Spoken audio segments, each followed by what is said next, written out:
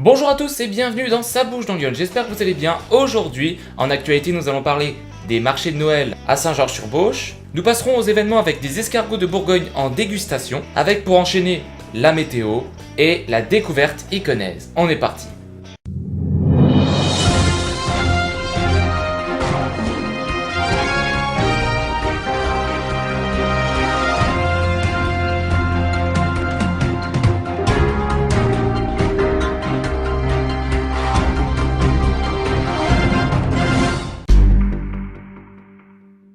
Le marché de Noël attend ses visiteurs. Saint-Georges-sur-Beauche, le gymnase municipal va prendre ses airs de fête samedi et dimanche pour le 9e marché de Noël gastronomique et artisanal organisé par le comité des fêtes. Dans le Sénonais, les personnes handicapées sont essentiellement recrutées au sein des PME. L'emploi est encore bien difficile d'accès pour les personnes en situation de handicap. Cap Emploi et Pôle Emploi travaillent à lever des freins à l'embauche. Le premier salon professionnel de vin a ouvert ses portes mercredi à Auxerre. Le premier salon professionnel de vin à Bourgogne a vu le jour ce mercredi 16 novembre à Auxerre Expo. Un événement qui a pour vocation de réunir tous les acteurs du monde vitivinicole. Plus de 160 convives au repas des seniors. La salle des Joinchères avait des allures de fête dimanche pour le repas offert par la municipalité aux seniors de Venoix. 166 convives se sont retrouvés dans une ambiance très conviviale. L'opération 1, 2, 3 album lancée. Monéto, organisée à l'initiative de l'association bourguignonne Livre à lire, l'association 216 de l'opération 1, 2, 3 album a été lancée mardi au Skeneto par la bibliothèque départementale, devant une cinquantaine de personnes. Vous aviez des bibliothécaires, des documentalistes, professeurs de collège, animateurs de centres de soins ou sociaux. Institution Cœur de Puisée affirme son choix à s'adapter au rythme et à l'environnement des enfants. Cherchant à assurer la cohérence de sa politique enfance et jeunesse, la communauté de communes Cœur de Puisée a réalisé un projet social et éducatif. Au musée du Florentinois jusqu'en décembre. Saint-Florentin, depuis le week-end dernier, le public peut découvrir une nouvelle exposition temporaire au musée du Florentinois. Sandrine Kless et Nadine Navarre, deux vitraillistes iconaises, présentent ensemble une quarantaine de leurs réalisations. C'est tout pour les informations, on est parti du coup pour les événements. Vous voulez apparaître dans l'émission? N'hésitez pas à nous contacter avec sabouchedanslyon@gmail.com. Et on commence, comme on a dit au départ, par une petite dégustation d'escargots de Bourgogne.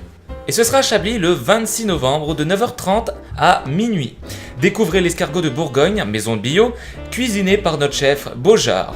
Chaque plat sera accompagné d'un vin de Chablis du domaine Sébastien, d'Ovissa, présent pour vous faire partager sa passion et son métier. Soirée en partenariat avec la boulangerie-pâtisserie Eric Roy, Auxerre. Si vous aimez les voitures, vous avez la Stactic World Week. Ce sera dimanche 27 novembre. Petit rassemblement à Courlon-sur-Lyonne, dans le 89 sur la place, à côté de Lyon. Vous avez parlé des belles passions pour la mécanique. N'hésitez pas, si vous voulez plus d'informations, à aller sur le groupe Facebook. On en a parlé la semaine dernière, on y revient, shopping de Noël le 23 novembre 2016 de 9h30 à 18h. Donc si vous vous souvenez, on avait du chocolat, café, thé, maquillage, lingerie, bijoux, parfums, prêt-à-porter et accessoires, etc. De l'animation pour les petits, maquillage à 1 €, concours de dessin et les grands dégustations vin chaud crêpes. Ce sera à Saint-Florentin, 8 rue des Courtives. Le marché de Noël à Charbuis.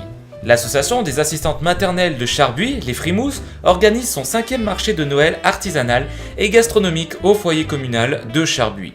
Animation musicale assurée par Jean-Michel et son orgue de Barbarie. Buvette et gâteaux maison sur place, panier garni à gagner. Au profit des enfants de cette association pour financer les activités de l'année. À Sommes-Caisse, vous allez avoir le premier salon de la généalogie. Exposition héraldique, dimanche 27 novembre de 9h à 18h. Donc comme vous voyez sur l'affiche, vous allez avoir des recherches, des lignages, ancêtres, familles. Voilà, si ça vous intéresse, n'hésitez pas. Et pour finir, un groupe de rock celtique, Calfa. En concert, samedi 26 novembre à Saint-Denis-les-Sens. Salle des fêtes à 20h30, l'entrée à 6 €. C'est tout pour les événements, on va se plonger dans de mauvaises nouvelles. On va regarder la météo. La météo avec Météo 89, les prévisions. Samedi 19 novembre, après-midi, amélioration. L'après-midi est nettement meilleur avec le retour de belles éclaircies. Un voile nuageux arrive en fin de journée par l'ouest de Lyon, prémisse d'une dégradation pour la nuit suivante. Les températures sont conformes aux normales saisonnières. Après la courte accalmie de la veille, le mauvais temps revient sur Lyon dimanche 20 novembre. Le fait marquant sur la journée est le vent. Il souffle fortement en rafale avec des pointes souvent proches des 60 km/h. De plus, quelques ondées pluvieuses sont possibles. Lundi 21 novembre, toujours pas d'amélioration en vue pour le début de la semaine prochaine. Les cieux restent bien tourmentés avec de nombreux nuages et une ambiance toujours très ventilée. On attend des bourrasques de vent pouvant atteindre les 80 km/h sous les piémonts du Morvan. Pour ce qui est de la semaine, encore de nombreuses précipitations à prévoir ce mardi et mercredi. Le mercure reste au-dessus des normales saisonnières. Le vent souffle modérément jusqu'à 50 km/h en rafale. Jeudi, c'est un ciel de traîne qui se met en place, quelques ondées sont possibles. Les températures sont en légère baisse. Vendredi, le temps est moins humide, on espère une petite amélioration. Le mercure est en baisse, cela reste toutefois à confirmer dans les prochains bulletins météo. Allez, ne vous inquiétez pas, ça va s'arranger, on passe à la découverte iconaise. Magasin, village, recettes, la découverte iconaise est là pour vous. Aujourd'hui dans la découverte iconaise, on s'intéresse sur le chantier médiéval de Guédelon, un livre d'histoire vivant. Guédelon a une idée originale, construire dans Lyon, en Bourgogne, un château fort avec les matériaux et selon les méthodes du XIIIe siècle. Dans un site naturel d'exception, au cœur de la forêt poyodine, région de la Puisée. 50 ouvriers relèvent ce défi hors du commun.